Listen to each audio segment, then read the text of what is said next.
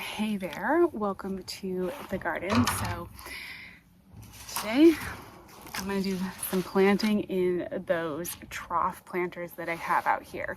So one has raspberries. I have two sweet repeat red raspberries in that container. They're going to be a wonderful raspberry variety that produces raspberries twice throughout the season. So you get like an early crop and then a fall crop, which is going to be super exciting. Just really nice, sweet, delicious raspberries. I wanted to put them in the troughs because I didn't want them to send out runners and create like a raspberry patch.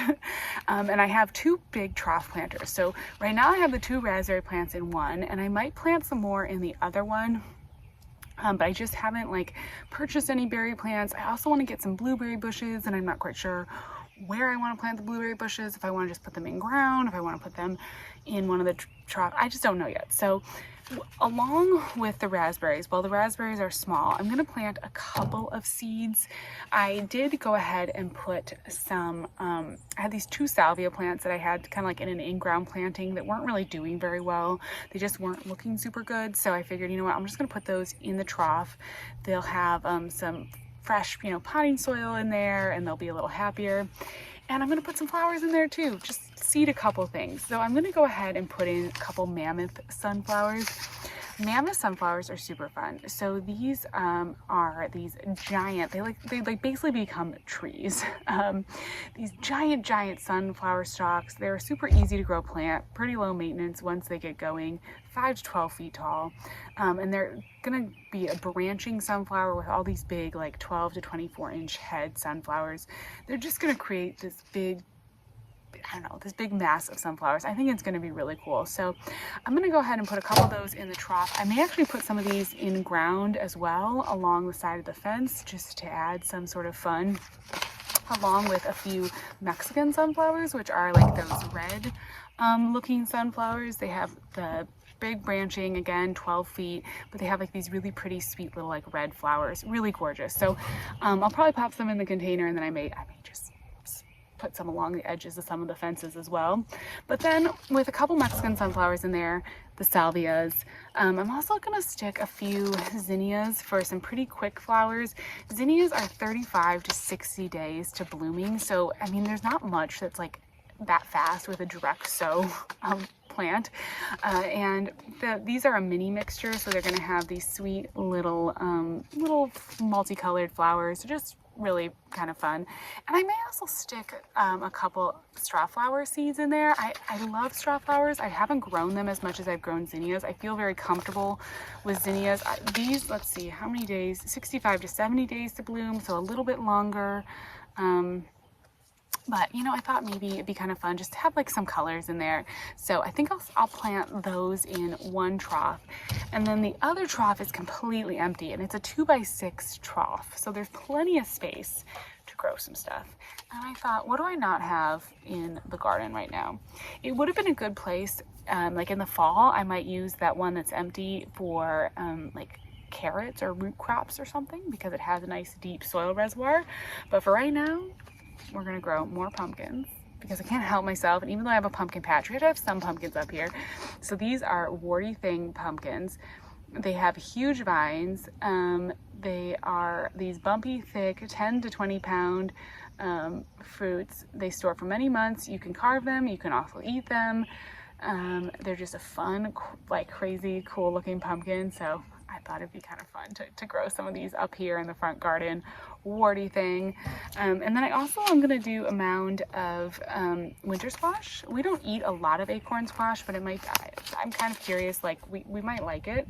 And these are more compact. So these like a 4-foot vine. So they're perfect if you have like a large container like I have, or if you have a small garden. They should be really perfect for the container. So we'll put some of those in, just do like one mound of each. Then I'm gonna put in, along the front of that trough, I'm gonna put in some of these These are dwarf Paquito, Colorado red and yellow sunflowers. They are branching, so I like branching sunflowers. I like to get as many flowers per plant as I can. But they're about 20 inches tall, 24 inches wide. So they'll be cute in the front of the trough, really sweet.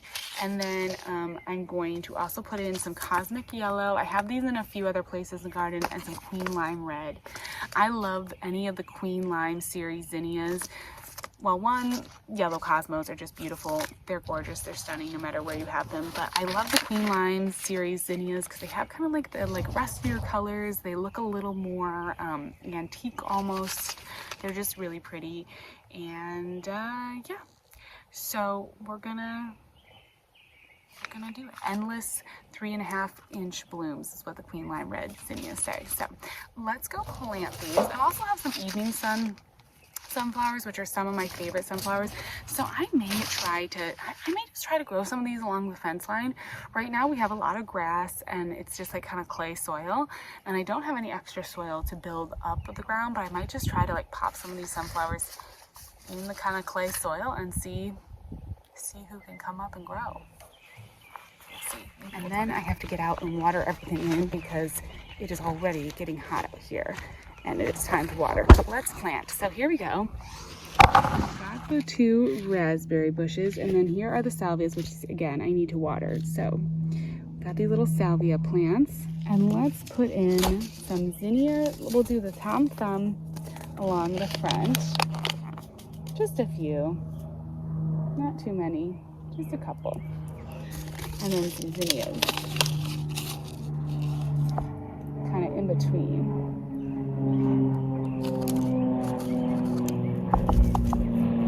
I don't really put them too deep, and then once I water them in, they usually soak down enough. Damn it. Here we go. I'm gonna do 1. These I actually will give plenty of space to, because these are huge plants. There we go. All right, I'm gonna stick a couple in ground. We'll see how. Okay, and so now I'm gonna do the warty thing pumpkins. See how many seeds. Oh, I have 1 seed.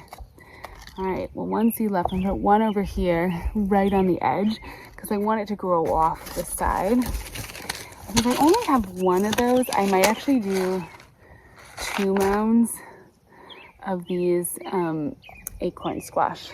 1 here and then 1 on the other end, because it would actually be cool to have some acorn squash in the garden.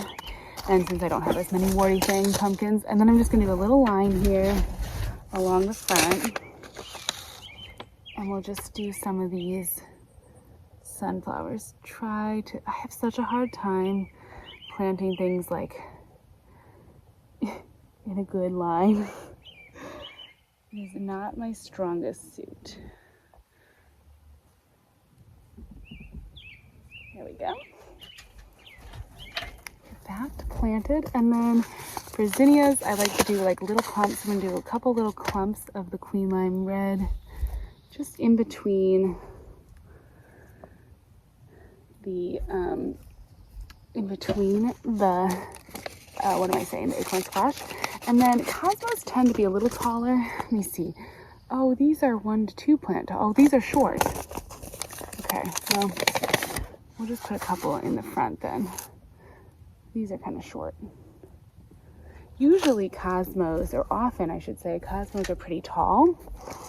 That happens to be a shorter variety, which I just didn't quite know, but that's totally fine. That's not a big deal. And okay, I need to go water because I can see my melon plants are looking really sad. I want to make sure I get them watered before they get too dry and actually get damaged.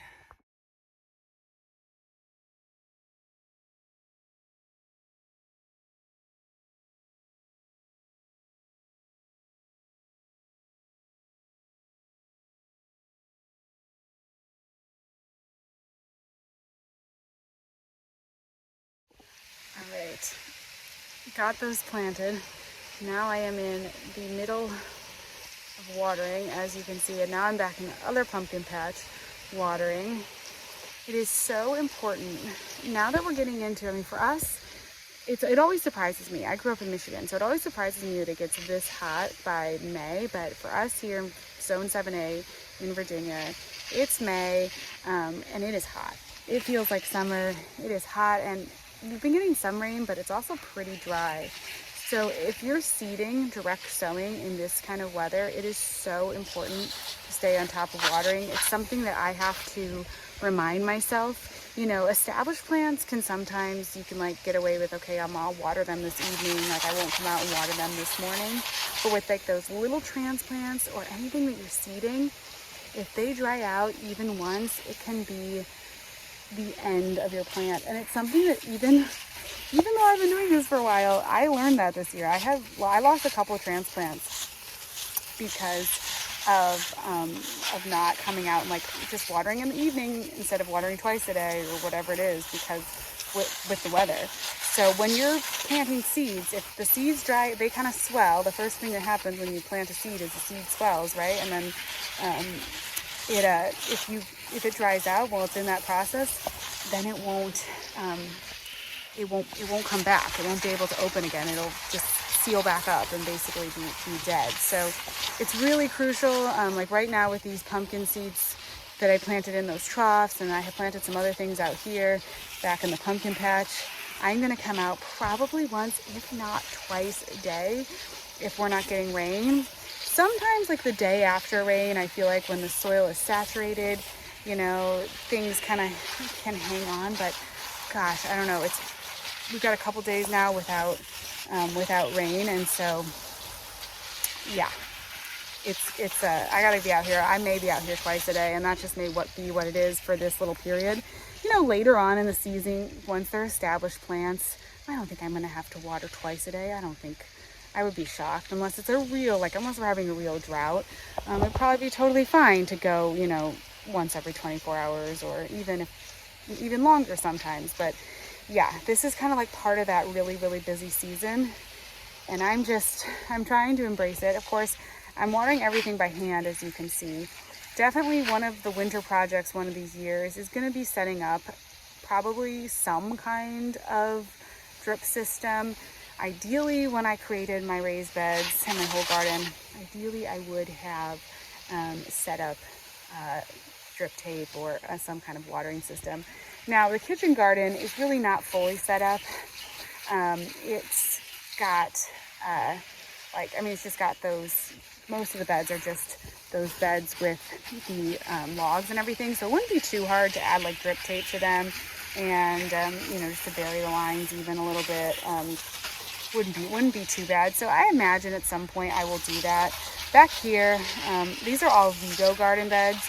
And I did notice that Vego Garden has like a system now where you can add drip. They have like sprinklers and stuff that you can add to existing beds. So that's kind of cool. And that's something I may do eventually, because it is really nice to have things where you just turn it on and it all waters, or even if it's on like a drip, just like on a timer even, then you don't have to worry about it at all. Another thing I'm considering too is actually looking at some sprinklers. I have one sprinkler that actually, it was like the previous owners left it. It's one of those fan sprinklers that goes back and forth, and it kind of works. So I may, but it doesn't always oscillate for some. I think it's kind of broken, so it doesn't always go back and forth.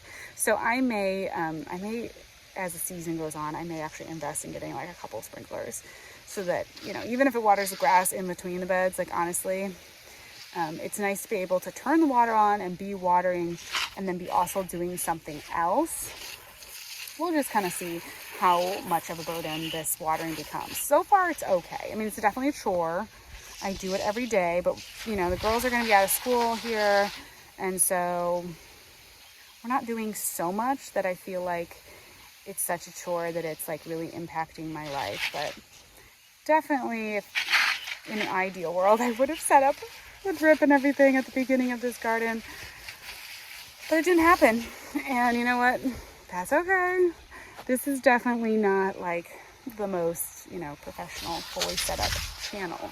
There are, if you want to like learn how to do drip systems and stuff, there are some really great channels out there and people that really know what they're doing. It's not me. I'm making do. All right, I'm gonna put my little makeshift gate back up. That's the other like investment over the years. Oh, someone's it's a beautiful day, so people are going to be working on their gardens. I'm sure there's going to be lawnmowers and leaf blowers and things happening soon. I'm going to go turn this water off. Got my makeshift fence. Garden fences are going to be another thing that I am going to work on doing more of. Yeah, there's just projects. I keep looking at this wood because this, like, I really want to clear out. I want to make gardens. So much fun stuff, but I'm gonna have to make sure that I'm really factoring in water for all of these plans that I do. Luckily, this I'm able to run a hose up through the woods up to the pumpkin patch, which is really cool. And our well is able to pump up all the way up there, which is amazing. Because if I didn't have that, I really would not be able to have had a garden back there. Oh. The neighbors are working on their yard. Okay, I'll probably just sign off here.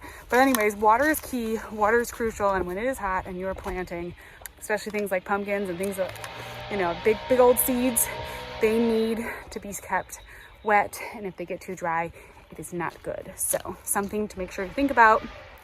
Don't forget, and sometimes that means 2-a-day watering, but it's not gonna last forever. Okay, it's getting loud out here. I'm gonna sign off. Thank you so much for watching, and I'll talk to you again pretty soon. We're doing lots of videos, I should say. I hope it's not too loud, sorry.